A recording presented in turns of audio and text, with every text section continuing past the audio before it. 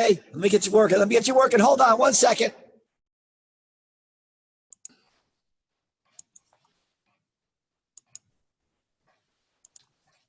Okay, you're co-host now, and you're on. Your mic's on.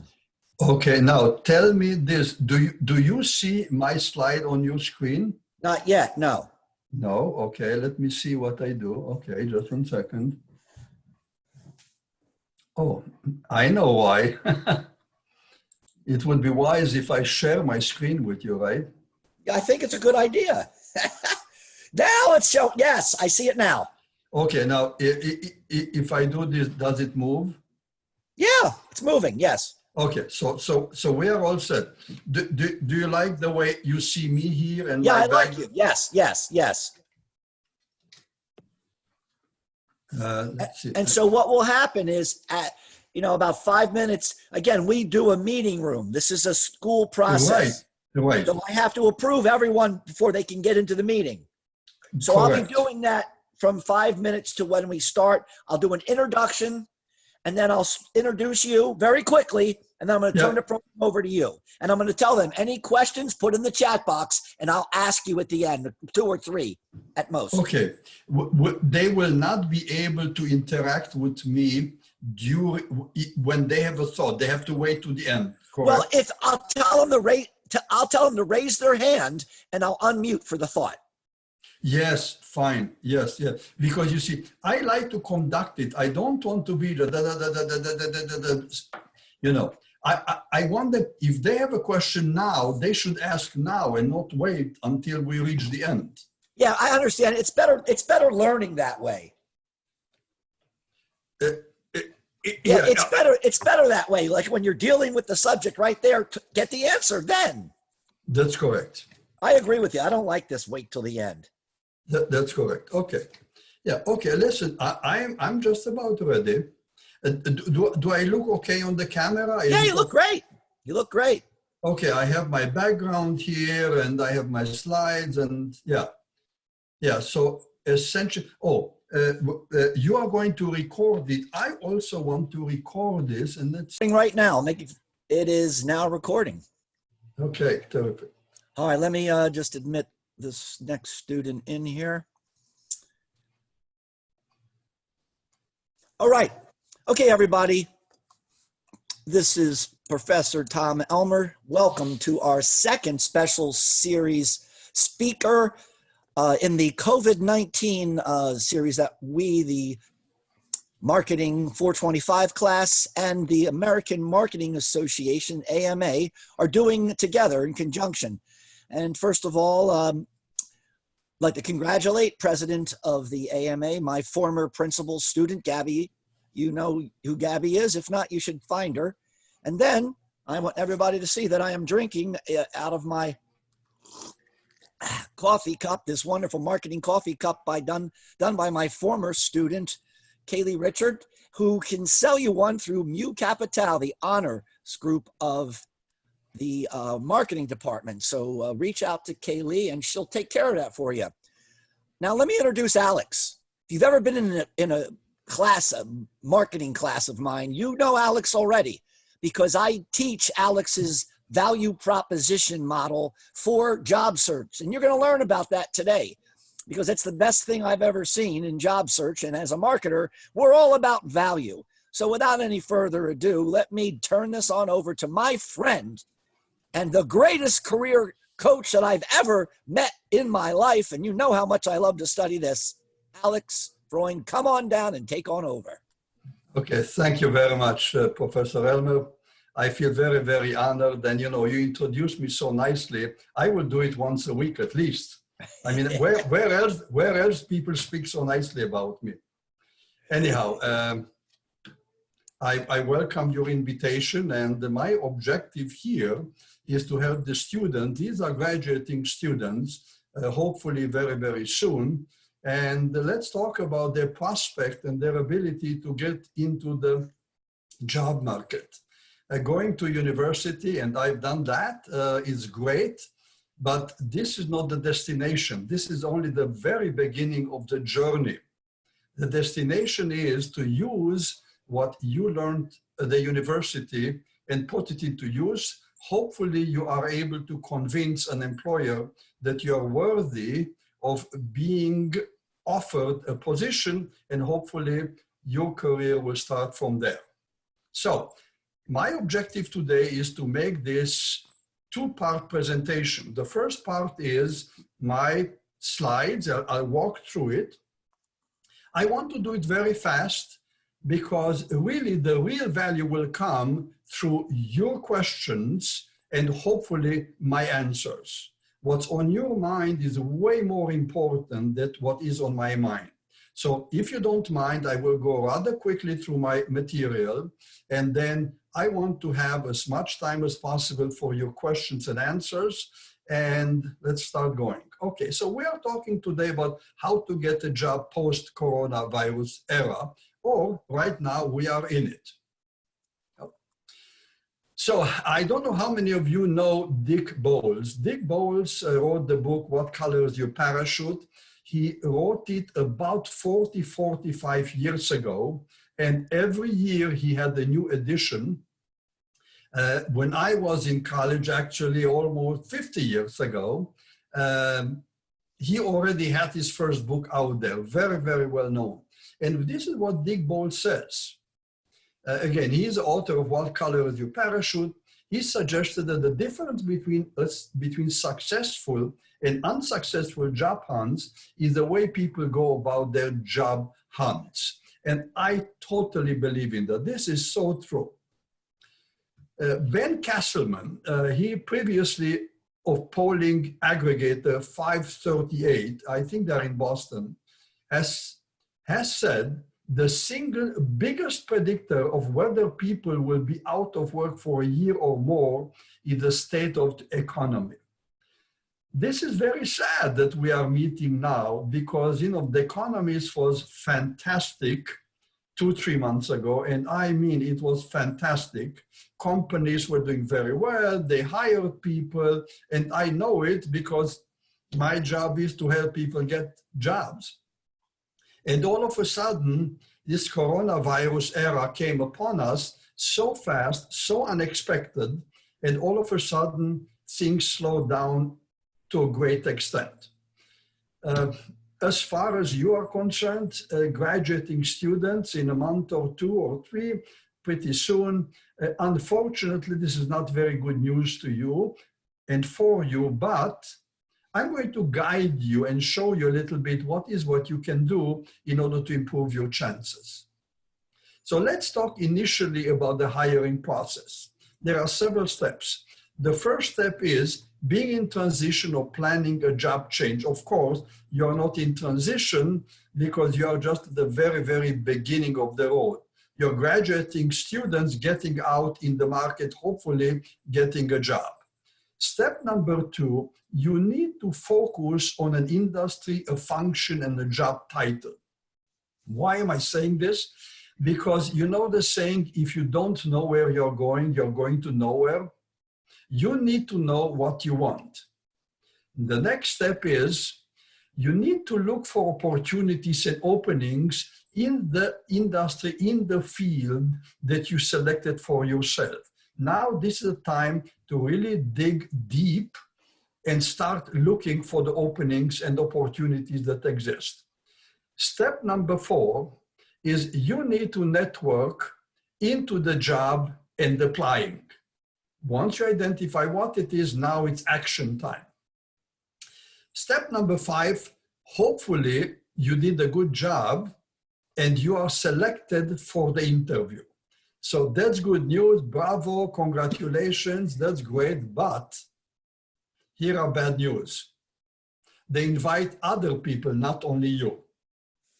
What does that mean? It means that you have to compete for it, and that's not easy. Step number 6, hopefully they say, come to my office Tuesday afternoon at 3 o'clock. I want to talk with you. In plain English, that is called an interview. Hopefully that is happening. Now you're on stage, the curtain is being opened, and now it's performance time. And if you do well, you're going to be very handsomely rewarded. hopefully you're getting the job. And that's really what you want. I want to share with you some rough statistics. So say, for example, a corporate job posting generates 250 applicants online. 250, that's a kind of an average. I found this number by reading a lot about this subject. Of those 250, only 3 people are called in for interviews. Now that is very, very sad. 250 applicants, 3 are called in for an interview, and that represents 1.2% of the applicants. So clearly my message to you here is applying is good, it's important, but let's be realistic. Only 1% of the people are really going to be called in. Not so good news, by the way. A little more statistics. 40% of the job openings are filled internally through promotions and transfers. I liked this number when I saw it, because basically what this number says, if you already are inside the company, you have 40%, which is a very big number, 40% chances that you'll get a promotion or you'll move laterally. Positions are filled within the company, 40%. Honestly, this is fair. I remember the days that I was employed, and honestly, I enjoyed the fact that I was promoted and they didn't push me aside and then invited another individual from the outside. So being moved laterally or hopefully promoted within your company, this is a great thing. The next piece of statistic is this. 20% come from company websites. What can we learn from that? That you definitely should apply. Companies have a website, they promote and they post their openings, and definitely you should apply.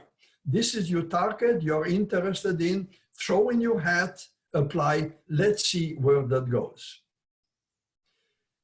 This is something that you like seeing here. 20% come from colleges, third-party recruiters. These are the recruiters that bring candidates in, or there is something called temps to hire.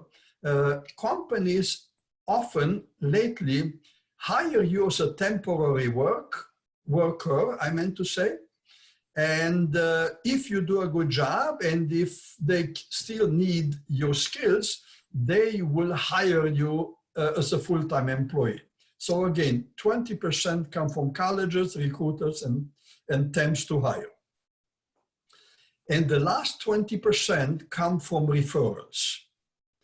And I want to talk with you a little about this. And here I'll share some information that I would like you to remember. A candidate who is referred for a position by a networking contact has 14 times, this is 1,400% greater chance of being called for an interview.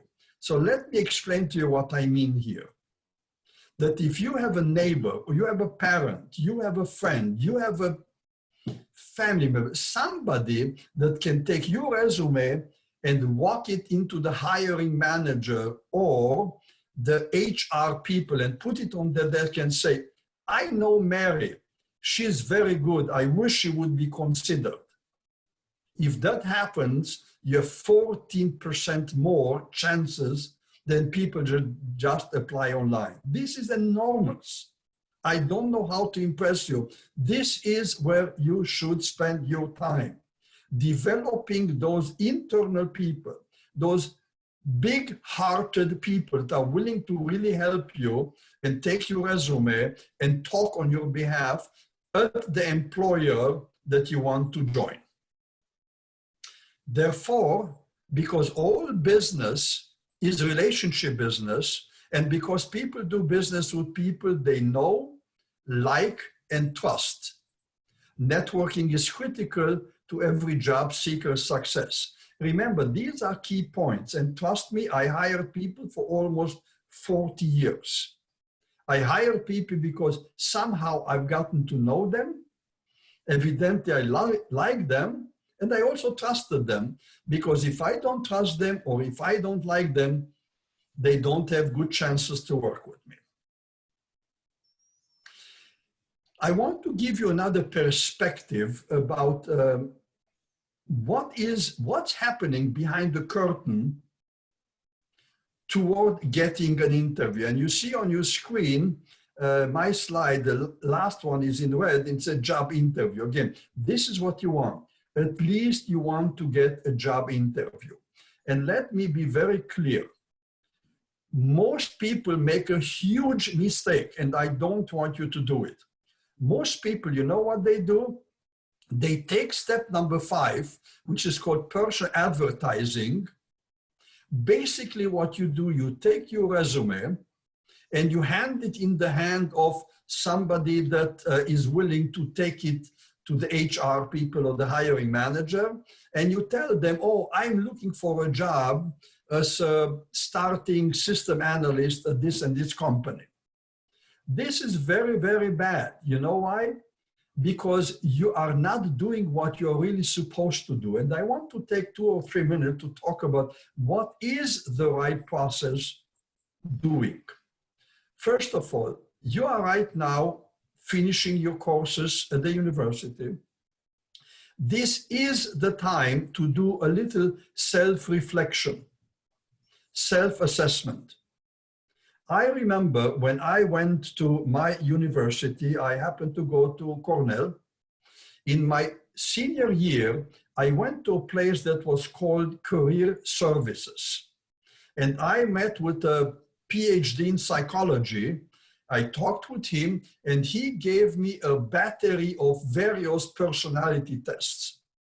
After they evaluated it, they scheduled a meeting, and I spoke with this individual, and I remember vividly, I mean, this was way back. I remember vividly, this is what he said. This is a job, and this is you. You have to perfectly match that company. If this is a company that's you, that's no match. If this is a company that's you, that's no match. You need to perfectly match into that company. And I said, okay, that's great. Thanks for sharing that with me. Can you tell me a little bit more? He said, well, based on your test, here is what I see. Don't get into sales.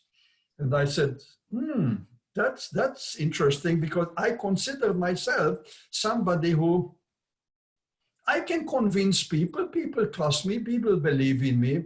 He said, no, don't get into sales. I said, can you tell a little bit more?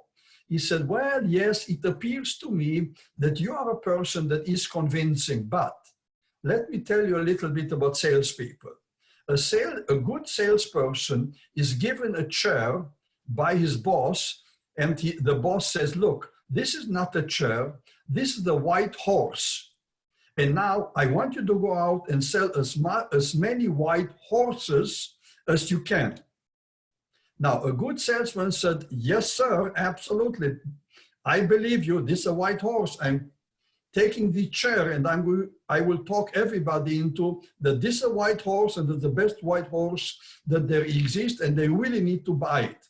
And he said, you are not a person that can talk someone into something unless you believe in it. And I said, I know, you're absolutely right. If I believe in something, I'm very convincing. But if I don't believe in it, it just doesn't come out right. So therefore, I should not get into sales. That was a lesson for life. The step number 1, again, after you've done your self-evaluation, and by the way, there are lots of tests out there to do self-assessment. MBTI is one of them. MBTI stands for Myers-Briggs Temperament Index or something like that, very well known. It's a personality test, very well known. There is another one called Holland. All these you can find on the internet. If you Google personality tests or self-assessment, you can find many of them. There is one which is called DISC, D-I-S-C, very popular lately. again, I firmly believe that you should do personality tests. I'm a frugal individual. I don't want you to spend a lot of money. I don't like to spend money. There are lots of them that are very good, and they are either very inexpensive, $10, $12, or free. Do those. The next step is you have to develop your value proposition. What is the value proposition? The value proposition is what your future employer wants to buy. The value proposition at its lowest, simplest way to explain it, it is answering to 4 basic questions. Question number 1, what is what you do? And the question sounds very easy and very simple, not so simple to answer it succinctly and eloquently. And when you do that evaluation, what is what you do? Again, make sure that you're not too long on that, and please do not brag on yourself. Nobody wants to hear you bragging. The next question is, who are your customers? Again, it sounds simple, but it is not so simple. You need to think about who are your customers, and some of them will say, absolutely, definitely, these are my customers. And some are clearly not my customers. But then there is something that I call a kind of a no man's land, which is in between the no customer and yes customer. And this is very difficult because you'll be sitting there and thinking, are they my customers? Are they not? So you need to make a difference between they are a customer and they are not a customer. When you are in business, you need to know who to cater to. The following question is this. What value they, I want to emphasize the word they, what value they perceive that you are bringing to the table?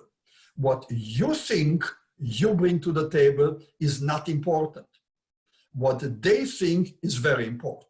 So that might be difficult because what I'm asking you to think with somebody else's head, how can you do that? But this is your assignment. Think about what other people think you can bring to the table. And the last question is, what's so special about you? What's unique about you? What is what you deliver that I cannot get anywhere else? This might be a kind of a very difficult task for you, because when I work with a coach and he asked me, Alex, what's special about you? My immediate reaction was nothing. I said, no, Alex, you're not going to leave here before you tell me what's different. What are you different than other people? I said, nothing, really nothing. No, Alex, you'll be sitting here for a long time. You need to come up with something. And then I started thinking about it. And believe it or not, I came up with a list of 15 items, 15, that makes me unique, makes me special. And if you are interested finding out what they are, you can go to my LinkedIn profile where I posted those 15 bullet items. Now, here is a difficulty. You're not allowed to brag. And I remember now that my coach said something that I will never forget. This is what he said. Alex, let me tell you a little bit about Americans. Americans have a very good sense of smell. If you brag, you stink, and they will run away from you. He had a good sense of humor. Okay, so the next step is personal branding. The basic definition of branding in a simple way is your brand is what other people say about you when you are not present. Everybody has a brand, hopefully a good one. Some people don't have a good brand. You know who I mean. You have in your mind some people that you don't appreciate them. They have a brand, but it's a negative brand. You need to build your brand, you need to support it, you need to cherish it. And it's so difficult to build a strong, positive brand, it is so easy to ruin it. So be very careful. I will talk a little later on, a little bit more about the brand. The next step is your personal marketing. You need to be marketed. And again, the course that you're taking is marketing. I don't know what Professor Elmer told you, but let me tell you what my definition of marketing is. Marketing is not selling. Marketing is educating your customers. Marketing is providing information. Yes, one element of marketing is selling, but don't think that I need to market myself means I need to sell myself. No, I need to educate the consumer, hopefully in such a way that they want to come and do business with you. You need to educate your future employer during the interview in such a way that they say, I want you. Yes, I want you. And the last step is personal advertising. So what is advertising? Advertising, the way I see it with my sense of humor is, get a ladder, an A-frame ladder, go all the way in the top, get yourself an old-fashioned bullhorn, and start yelling and so forth about yourself. Don't do it, but this is how I envision it. But advertising, you should attract people to listen and hear what you have to say. Advertising in business is very, very important. Do you know how much money companies pay for a 30-second advertising on national TV during the Super Bowl? We are talking mega bucks. So yes, advertising is very, very important, and you should learn and be able and do actually advertising about yourself. We'll talk about it a little later. Hopefully, if you do step 1, 2, 3, 4, 5 in the proper way, chances are rather good you will end up with a job interview. So the question that came to my mind is, so how should you spend your time job searching? Well, clearly 10% or so you should do online applications. Although I said a little earlier, chances are not very good getting an interview by just applying or throwing in your hat, but you know what, you definitely should do that. I don't want to discourage you.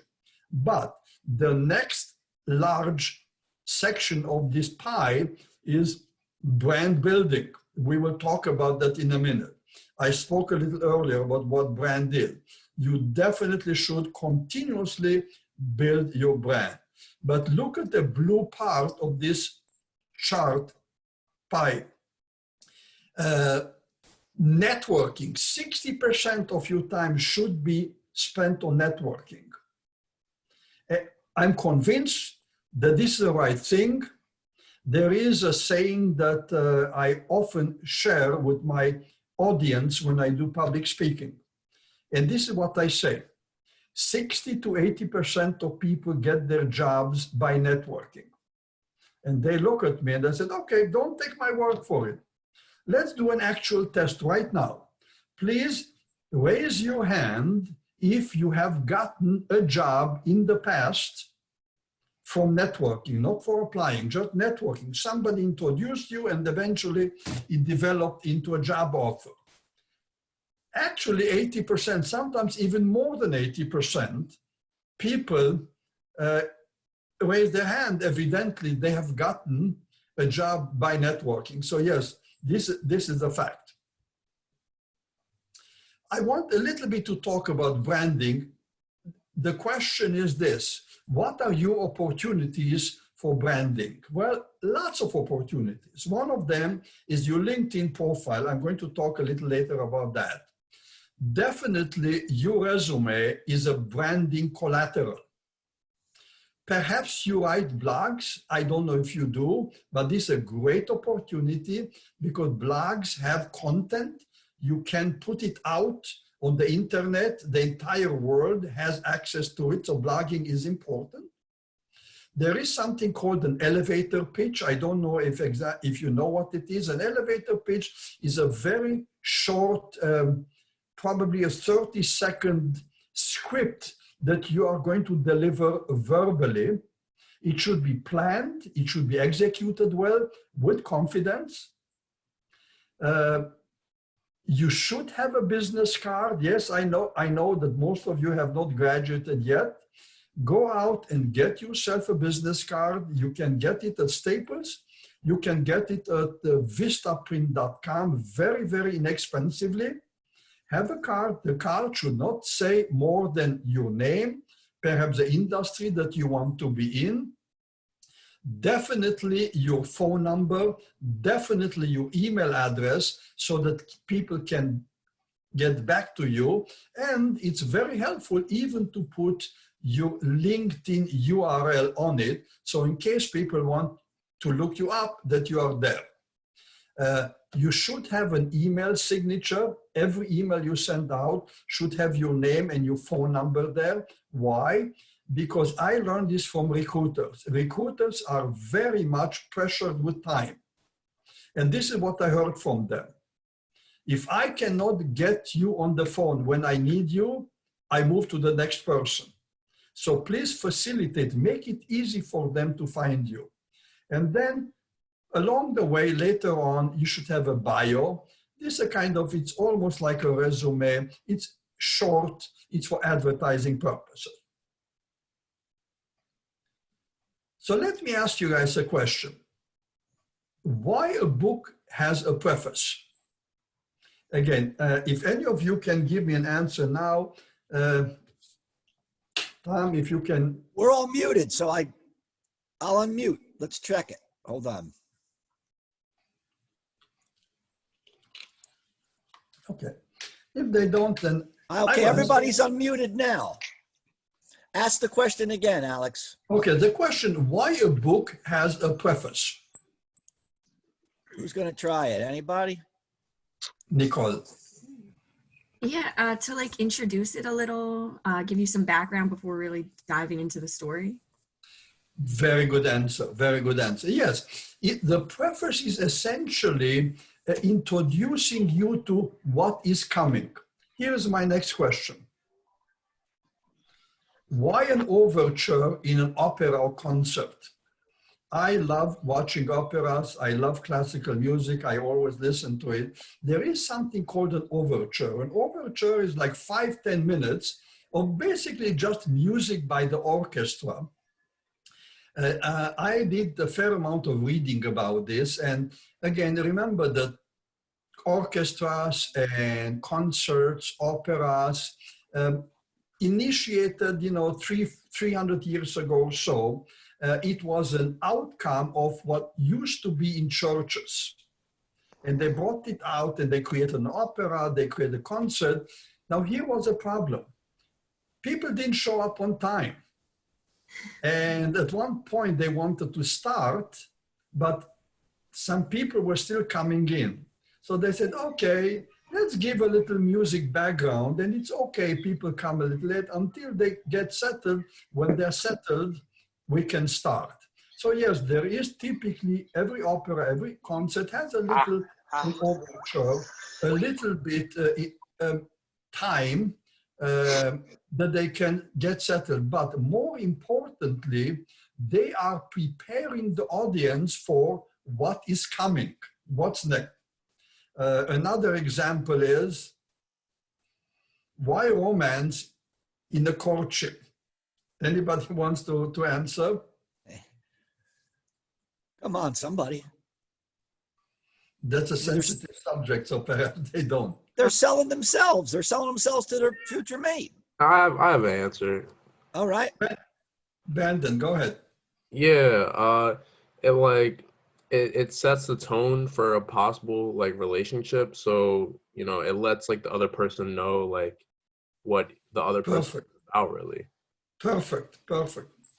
Brandon, I don't want to influence Professor Elmer, but I think you should get an A. I really do. Okay. All right, we'll work on that. All right. Okay. Okay. So the next thing is why isn't an appetizer when you go to a restaurant? Why they promote appetizers? Because it's the same thing. It leads you into the entree. The entree in French means entrance. It leads you into the main dish. So let's ask a practical question. Why networking? Or I don't like to use the word networking because networking can be confused with the IT field, like networking computers. But here we are talking about relationship development. And what I said on the slide here is networking is a process of meeting people and building their trust in you. So why networking is important? I want to put it out. I want you to answer. Anybody want to give it a shot? Yeah, but you have to unmute them. All right, well, hold on. Some chose to remute themselves. I keep hitting unmute all, and there's microphones that don't come off. Okay. Anybody want to try? Nick, come on, Nick, give it a shot. Nick, come on, you're in my class. I mean, networking is important just to you have more people to reach out to when you're in need or when they're in need. Just having people to watch your back and being able to watch other people's back. Excellent, thank you. Preet, did you want to say something? Yeah, it's sorry. It's a way of getting to know people before the interview. Yes. All right. Now that whoever was just speaking, speak up. It was me. I think that networking is also important because then when maybe somebody asks about you and they know about you, they can give a good word and say good things and get them to also know about you. Absolutely. Excellent. Great answer. Thanks, Mary. Okay, so there are two ways to network, virtually, in person. Again, there's no point for me to talk about in person right now because right now you cannot. You are quarantined, you are at home, you're not supposed to be closer than 6 feet from the next person. So we are talking networking. I'm saying about social media and email. I want to talk briefly about that. The different types of social media for networking. One is social media connections. You can do that through LinkedIn, Facebook, Twitter, perhaps there are some others. Then there is another platform, which is media sharing. And again, for that, I want to recognize YouTube, Instagram, Snapchat. Any of you on any of these three? I don't know if you can. Yes, yeah, absolutely. Yes. Yeah, everybody's on social media. Of course. I just wanted to hear that. How many of you are doing some blogging? Again, probably the Cadillac, the very best known blogging platform is WordPress. This is what I use. This is what most people use. But Tumblr is known, Blogger is known. There are several others. By the way, any of you are blogging?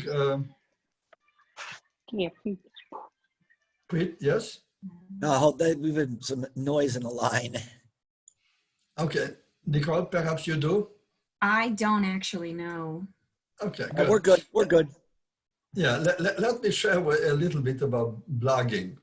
Again, I've been a career coach now for 13 years. And I remember after several years, people came to me and said, Alex, why don't you put it in writing? Why don't you blog? You know what my answer was? Leave me alone. Leave me alone. I'm not good for blogging. No, that's not for me. They came back again and again. And after several times, I said, well, perhaps I should do that. Well, I am proud to tell you, I've written between 250 and 300 articles. In fact, somebody from Canada approached me and said, Alex, if you write an article, I will pay you. Oh, you'll pay me. Oh, yes, I will write articles. And I don't know, for a year and a half or two, I wrote a blog. I wanted to tell you where it's published, but I can't remember right now.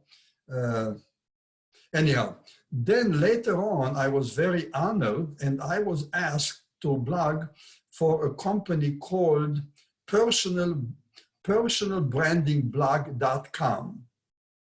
And I did that for probably 5 years. Every weekend, I sent them an article and they appear personalbrandingblog.com. linkedin.com. If you, in the search box, put my name, I'm sure you'll find my articles. And they had some arrangements with Inc. magazine. I don't know how many of you remember Inc. magazine. There is something like that. Mm-hmm. There are some other very well-known publications. So my articles appear there. It's nationally advertised and so forth. I cannot believe that I am here in front of you and I'm telling you that my articles appear there. It can be done. Trust me, if I can do it, you can do it. Remember that blogging is not a PhD thesis. Blogging is an opinion. And I may agree with your opinion or I may disagree with your opinion, but you have an opinion. And you know what? If you are out there to look for a job, you need to be distinctly different than the other people that compete for the same position that you apply for. One of the ways you can be different is you have a blog. Look into it, take my advice. I want to spend a few more minutes about LinkedIn because this is the most important part that you should participate in. By the way, how many of you have a LinkedIn profile? I don't know if you can. Alex, I'll tell you this. Every student in my class has one, and because I require that as one of their assignments in my career readiness. Okay, so thank you very much. And if they don't, they get an F, right? Yeah, oh yeah, they don't pass. Yes, correct. Okay, I said it jokingly. Okay, so I was kidding too. let's talk about LinkedIn. Again, LinkedIn is there for one reason, to get found. And let me give you an analogy. How many of you remember something, I don't know if it still exists, but there was something in the past called the Yellow Pages. You know, the telephone company Yellow Pages? And the Yellow Pages is a basic listing and advertising of companies. So let's say you have a floral shop and you want to have a listing on your local Yellow Pages. Why? Because if people want to buy flowers, they want to find you. So let's say you pay $20, $30, $80, I even don't know how much it costs, and you have a little rectangle there on page 43 in the upper right-hand corner that says John Doe Floral Shop on Main Street, okay?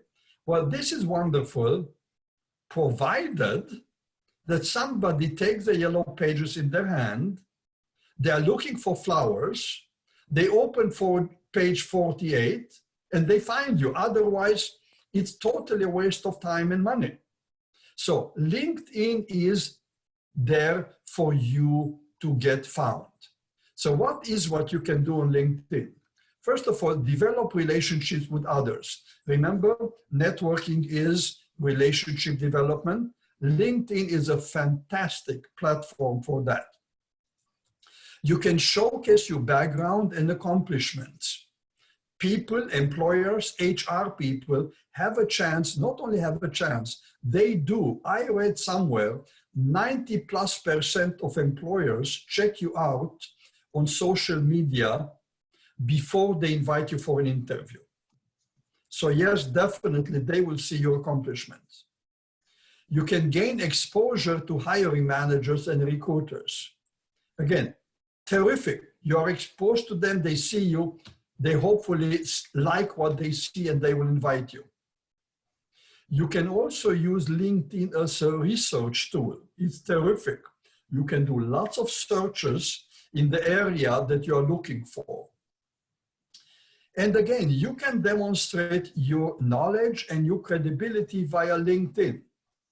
Excellent tool.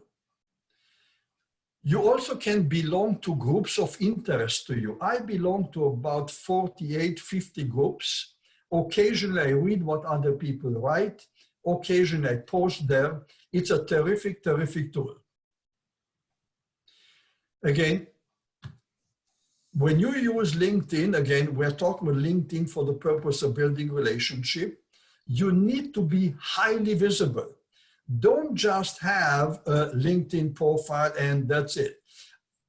I have 3 one-hour presentations on various angles how to use LinkedIn effectively. By the way, a little bit bragging, but that's a fact. The maximum first level connections on LinkedIn is 30,000. If you go to my LinkedIn profile, you will see how many I have. I think I have about 5 or 6 openings still. I have, again, this is first level connection. On second level connections, I have 1.6 million people.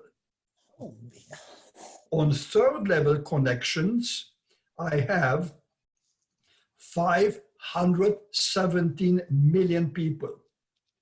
By the way, the last statistics I was able to find out about LinkedIn, about 3 months ago, there were 660 million people on LinkedIn.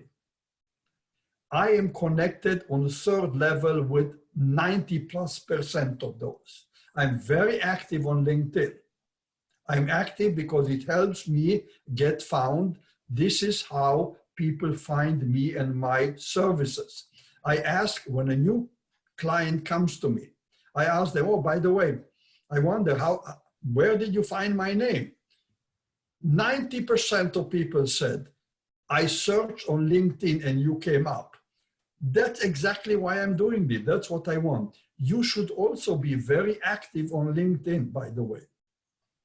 This is how employers will find you. Like, in quotations, others, postings and articles. You know what the like is. It's from Facebook and so forth. By liking somebody, the LinkedIn algorithm recognizes the fact that you are active, and that gives you power, that gives you some points. Make comments on others' comments. Again, be active. You have to teach LinkedIn algorithm that you are there and you're active, and then you get high rating. Share with your connections. If you have an idea, put it on LinkedIn, share it with them, because the LinkedIn algorithm says if you're active on LinkedIn and if you share your ideas, you must be important. Therefore, you have a high ranking. Give and receive recommendations. Very, very important. I want to move to the second platform, which possibly most of you already use. It's called Facebook. And Facebook is there to promote yourself. It helps you maintain relationship with other people. It helps you create a brand with your connections based on the picture that you put out there and based on what stuff you put on Facebook. They connect with you, and this is how they recognize you. Employers, I told you, employers look you up before they invite you. They definitely can find you if you're active. It shows your personality. And there is a saying in my business. We select for skills, we hire for personality. What brings you to my office for me to interview you is definitely your skills. Skills on your resume and skills on your LinkedIn profile, on Facebook and elsewhere. But now it's about the soft skills. It's about the personality. Facebook helps people identify and recognize your personality. Definitely you can post pictures, you can post videos, which is very important. I want to talk very briefly about Twitter. I don't know if you use it. Twitter is called microblogging and news. You can reach a very large number of people very quickly. You can, again, build a relationship, promote yourself, your articles, your videos. Even if you have somebody else's article and you just pass it on, you retweet it, that gives you recognition. The next platform is Instagram. I don't know how many of you are using it. I suspect you do. Again, it's a photo journal. It has access to employer that want specifically younger people because they know younger people are more active on that. You can build a repetitive community. People come back to you again and again. And you know what? It creates an emotional connections via your photo. That's very important. Okay, we are toward the end. I want to give you the benefit of my knowledge. I want to share with you how can a career coach help you, but I want to emphasize and re-emphasize, I'm not here to promote my business. I'm not here to solicit your business. I'm here to help, and this is the honest reason I'm here. So here is how a career coach can help you. A career coach can create a roadmap that contains job search tools and information. A career coach can give you a lot of information, can help you carve that path. I can tell you, I speak with lots of people, actually lots of young clients of mine are 18, 19, 20-year-old, 22-year-old that come to me and said, so Johnny, what would you like to do? I don't know. Well, you went to college for 4 years. What would you like to do? Well, I really don't. So they really don't know what they want to do. So, you know, a career coach can kind of shift and help you with information. A career coach will not convince you what you need to do in the future. But the career coach can bring you information, can share opinions, they can direct you to articles and material to read. That's the value of a career coach. A career coach can recommend specialists in resume writing and LinkedIn profile writing. I'm very, very, very opinionated about this. Again, I've been doing career coaching for 13 years. Guess what a career coach does at the beginning of a career? They write resumes, they help people with LinkedIn profile. After about 2 or 3 years, out of honesty and integrity, I said, I cannot do this any longer. Why? Because I am not excellent. I'm good, sometimes even very good, never, never excellent. So out of honesty and integrity, I said, I cannot do this anymore because if I do this, I have to charge you. If I charge you and I don't give you the very, very best, what you really want and what you deserve, then I should step out of it and that's it. And I did. For the last 10 years, I've never done a resume, I've never done a LinkedIn profile. Yet, ironically, I have 3 1-hour presentations about LinkedIn, various aspects of how to use LinkedIn. Also, again, I live in Princeton, New Jersey, and there is a local church that allows me to use their facility twice a year. I already have done it 21 times, which is 10.5 years. Every 6 months, January and June, I do something that I call, it's a 2.5-hour workshop. I call it Free Resume Tune-Up and LinkedIn Profile Workshop. It's free, so people sign up, people come. The least number I ever had was 45. The most people that attended was 90. And I have to tell you, I know one individual, he came already 3 times to take it. Evidently he likes it. So anyhow, the next, again, if any of you want recommendations of people that do excellent job with LinkedIn and resume writing, please write to me. My last slide will have my contact information. Write to me. I will be happy to give you a list of excellent resume writers. By the way, I learned about them from my clients. They said, this person is very good. And the same person, this person is very good. Okay, then you go on my list. When I hear bad things, you come off my list. So please feel free. I'm here to help you. If you need an excellent resume, LinkedIn profile, come to me, say, Alex, please send me the list. I'll send it to you. And please don't copy me in your email with them because I have way too many emails coming in. The next thing a resume writer can do, can recommend specialists to identify your next type of a job. Some people, again, finish college, and at that point, they still don't know exactly what they want to do. Under the umbrella of career coaching, there are some people that they don't do what I do, which is interview preparation. They don't do resumes and LinkedIn. They help people identify what direction should they go. And I can tell you this, my own son came to me and said, Dad, I need help. I no longer want to do what I've been doing for the last several years. Can you help me? I said, well, yes and no. I can't help you. Yes, I'm a career coach, but this is not my specialty.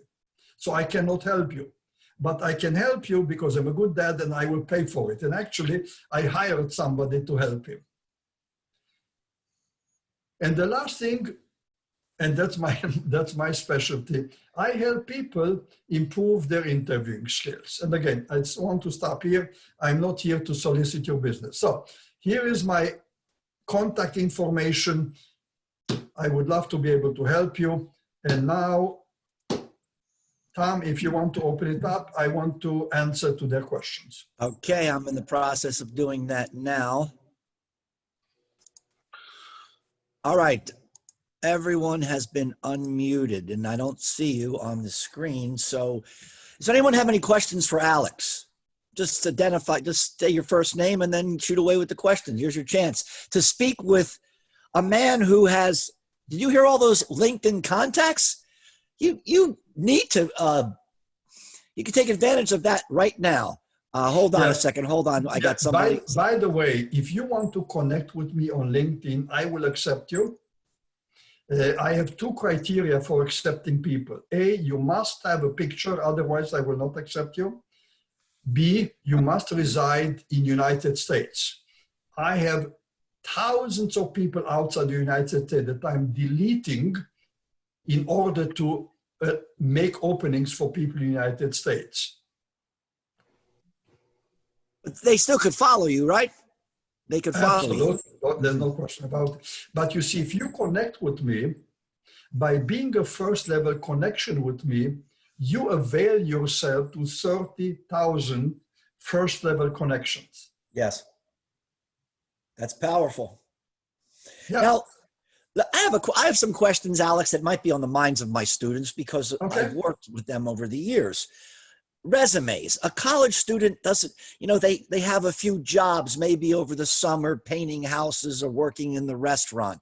They don't have a lot of marketing related jobs. Of course. This COVID-19 has knocked out a lot of internships. So what advice can you give for a college senior that's graduating on their resume? How do they make them stand out when they don't have all these experiences to talk about? Okay, first of all, I hope they had.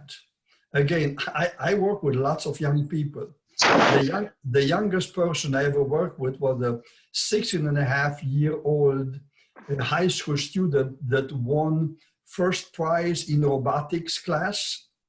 And he's a very shy young man.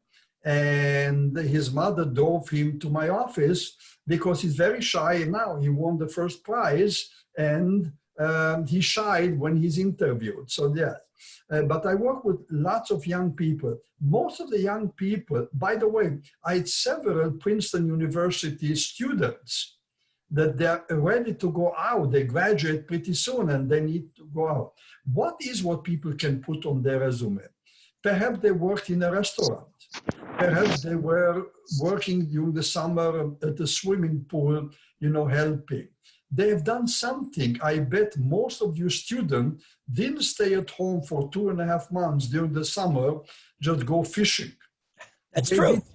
They did something. It's very possible you were not paid for it. That's fine. They are not asking where you paid for it. They're asking, did you gain experience? So tell me what you learned by helping out in a restaurant, or perhaps you helped somebody do, gardening or tree pruning, or I don't know what else you might have done. But definitely put down what you have done and accentuate not what you have done, but what you accomplished. Recruiters, if you say I am a math teacher helper. I don't know how I came up with it, but this is what came to my mind now. Now, don't tell them I helped the teacher in high school to teach some students that needed help in math. Tell them what you accomplished. I helped 5 students. At the end of the semester, they received A because they received my help. That's accomplishment. Okay? Now, that was in the past. By the way, do not allow it to hold you back. You can still network with people, and actually people do get jobs.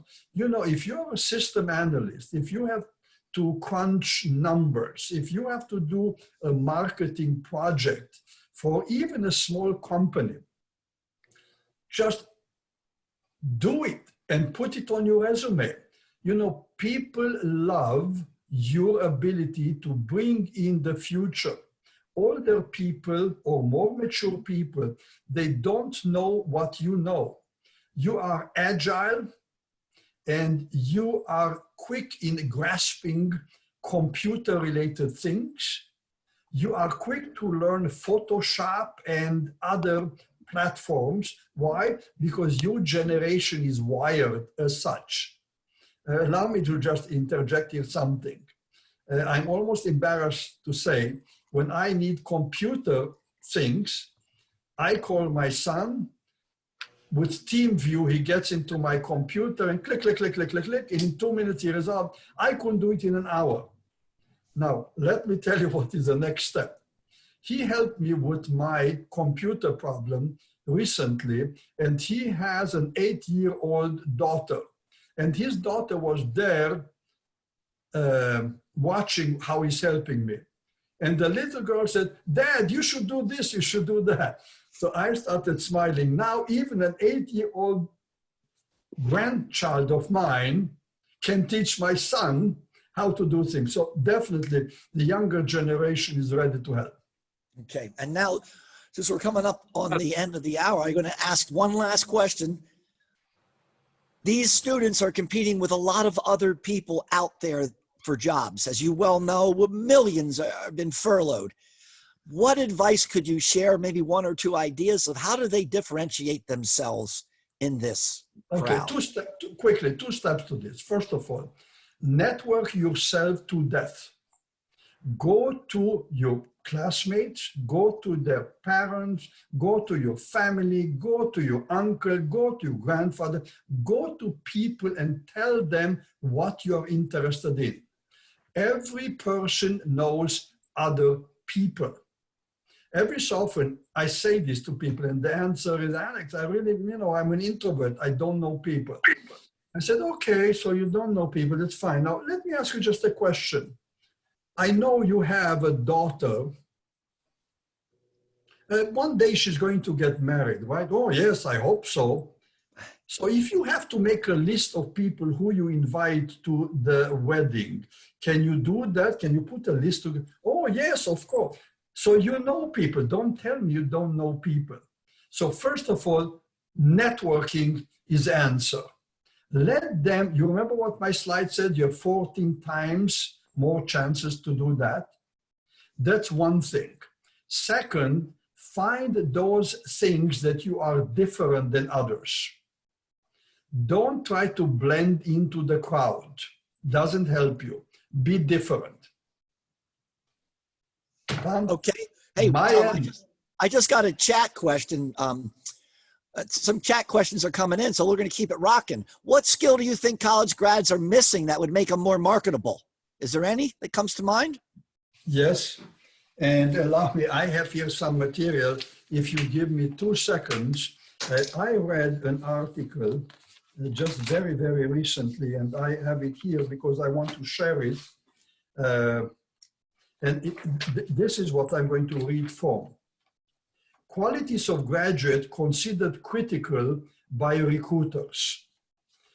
17% problem-solving skills. 15% communication skills. 14% work collaboratively in teams. 12% leadership skills, 10% entrepreneurial mindset and passion. And the last one that I'm going to read is 8% quantitative skills. So, I've been reading from this list. These are skills that employers want. That's the reason I have it here. Okay, now I've got another question that came in. When you are applying for jobs in the future, would you advise job seekers to look at how they treated their employees and customers during the crisis? Absolutely. Absolutely. There is a good site for this, which is called glassdoor.com.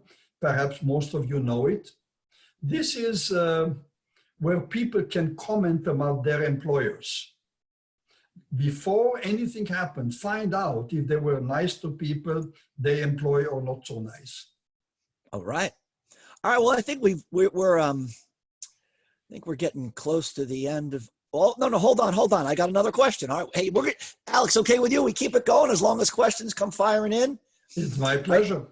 Here's another one. With so many experienced young people being laid off as far as recent college grads who might be working a year. So here comes our recent graduates now looking for entry-level positions without any experience. Do you say go back to college or get your master's degree? What's your feelings on that? Keep staying in school or looking for work? Okay, I'm very opinionated about that. So please listen to what I'm going to say. You can buy into it or you cannot buy into it. A master's degree is important, but don't just go into master's degree because the economy is not good. By the way, a master's degree doesn't come cheap. It also takes a lot of effort. It's a good thing to have a master's degree after your name. But you know what? Go into the field of your preference, work for a year or 2 or 3, and then go back and get your master's degree. First of all, the master's program would love the fact that you have 2-3 years experience. I believe that a master's degree is important because life in America is very competitive. But you know what? First, go out there and don't fall into a master's degree by default. Do it because, and by the way, some companies are going to pay for it, and a master's degree is not cheap. Go and find an employer, and after 3-4 years of successful employment, go to your boss and say, I'm considering going to school. I don't quit, but part-time. Might the company be interested paying for it? And many companies do. And one of the good things about the area of marketing, I know that this is a student in my class who's asked this question, and that is, there's a number of marketing programs. For example, Mark Ritson does the marketing MBA. It's a heavy, intense program focused only on the marketing side of an MBA. So it doesn't do the finance as a typical MBA, executive MBA, where you do everything. This focuses entirely on getting you up to speed as a marketer. So there are other things out there, but I agree, working is a better way to go first and then taking your schooling. Again, that's my opinion. That's my opinion as well. Well, I think that has been this. Alex, thank you so much. We've had a little over an hour. It's my pleasure. You answered all the questions. And I want to say to everyone that's been on, thank you for coming. I want to let you know about our next event. That is going to be on Monday, the 20th of April. That is correct, 4/20. This Monday at 4:15 in the afternoon, we are going to have our special speaker, Michelle Molesky, talking about marketing medical cannabis in the state of Pennsylvania. And so we're going to talk about marketing, distribution, adult use, how do you find a job in the field? And lastly, why are they calling it 4/20? How did that all come about? So stop in next week for that. The week after, we're doing a graduation series. So come on back. Keep coming back. Again, Alex, thank you. It was fantastic, as I knew it would be. You're the best. Everybody, take care. Stay safe, stay healthy, and we'll see you next week. Thanks.